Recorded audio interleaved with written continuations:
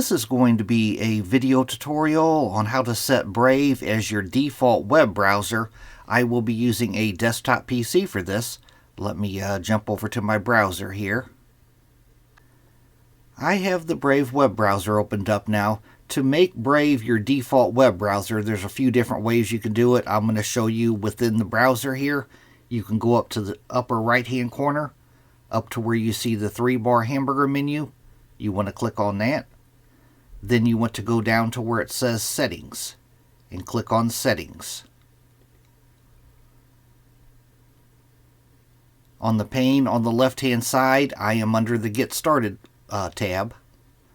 And right off to the center pane here, you can see Default Browser. You want to click on this button right here, Make Default. I'm going to click on Make Default. And now it says Brave is your default web browser. That is how to make Brave your default web browser on a PC. Thanks for watching.